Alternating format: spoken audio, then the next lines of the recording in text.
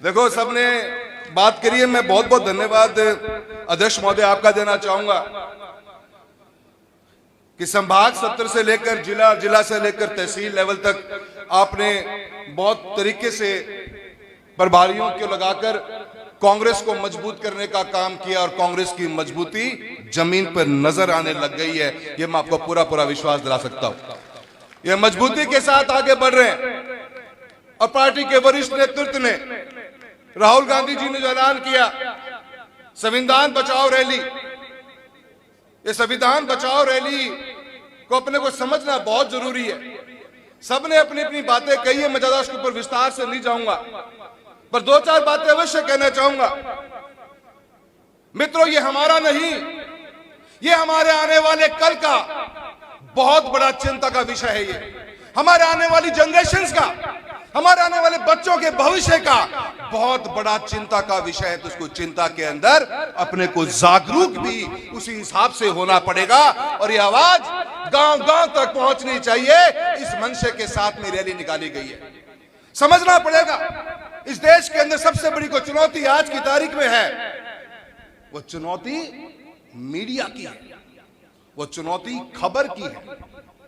एक गांव में बैठा हुआ एक आम आदमी जिसके घर में टीवी मोबाइल सब आ गया है, वो घंटों घंटों मोबाइल पे टीवी पे रहता है, समाचार ही उस तक नहीं पहुंच पाता।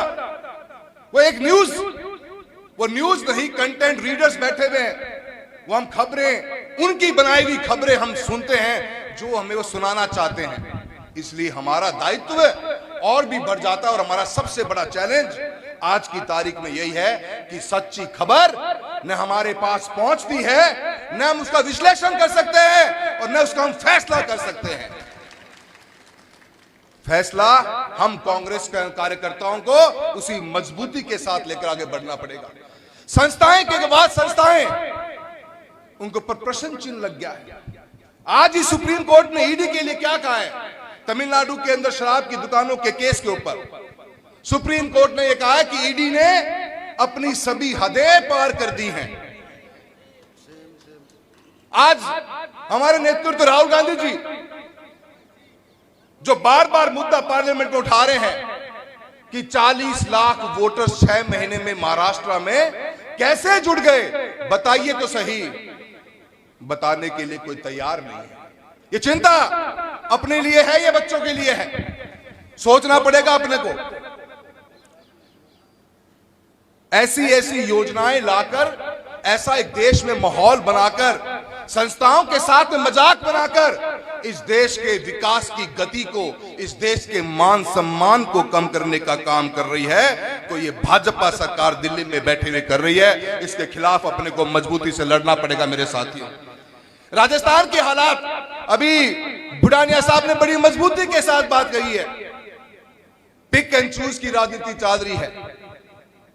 जिन लोगों को इस राजस्थान के चूरू जिले की धरा ने नकार दिया, वो लोगों की जिंदगी के साथ मजाक बनाने का काम किया है। इस पंचायती राज के पुनर्गठन के अंदर बट काटने का काम कर रहे हैं। ये फौजी साहब से ही कह रहे हैं, इनको बट आपा काटेंगा, पंचायती राज चुनाव आ जान दो, इनको बट आपा काटेंगा।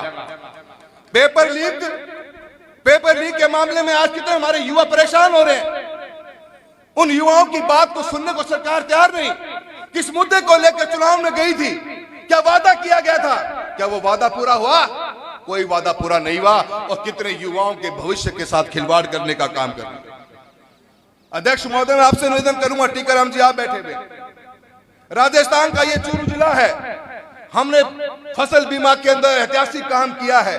हम बीते हुए 7 साल में 8,000 करोड़ रुपए का क्लेम ले चुके हैं और ये राजस्थान की भाजपा सरकार हमारा 2023 का बीमा गिटगी, खाया नहीं गिटगी,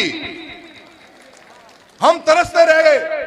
हद इस बात की है, आप ही की सरकार दिल्ली में, आप ही की सरकार जयपुर में, डबल इंजन की सरकार और आप ही की योजना, आप उसको भी खा गए। 2 साल से राजस्थान के चूरू जिले का 2023 खरीफ का क्लेम के मुद्दे के ऊपर मीटिंग तो नहीं बुला पा रही है। 2021 का क्लेम था हमारा 750 करोड़ रुपए का। कृष्णा जी बैठी है, बुढ़ानिया साहब बैठे हैं, हमारे इंडिया गठबंधन के साथी जो आज यहाँ मिलेगा, मणिपुर का मैं नाम जरूर लेना चाहूंगा, सबने लड़ाई लड़ी और 2021 का क्लेम जिसके अंदर कुछ कमियां रह गई थी, अशोक गहलोत की सरकार ने उन कमियों को खत्म करके दोबारा स्टैक की मीटिंग बुलाई और यह फैसला लिया गया कि चूरू जिले का क्लेम सैटेलाइट के आधार पर नहीं, क्रॉप कटिंग के आधार पर दिया जाएगा और 750 करोड़ का क्लेम वह भी या सरकार गिटगी या किसान और किसानी ने गिटनो चावा है, आपा ने लड़नो पड़ेगो, जद जाके अपनी पार पड़ेगी। मेरे युवा साथियों, किसान कौम के लोग बैठे हुए हो, गरीब लोग के लोग बैठे हो, मैं आपसे कहना चाहता हूं, और ये चूरू शहर के लोग बैठे हुए, 2 मिनट का समय लूंगा अध्यक्ष महोदय, मेरी मैं बात कम ही बोल ली है तो मैं कहते करना करना ना देखियो, नए हूं, सांसद भी तो हूं, 8 विधायक मेरे साथ हैं तो थोड़ी बहुत मैं कहते देख लियो। अगर से नगर का हमारा आरोपी बन रहा है, इस आरोपी के लिए लड़ाई हमने लड़ी। पहले तो ये बोलता कि ना ड्राइंग ठीक है, ड्राइंग में कमी को नहीं, क्योंकि हमारा सारा इंजीनियर्स बैठे हैं, वो सारा इंजीनियर्स बोला ना ड्राइंग ठीक है।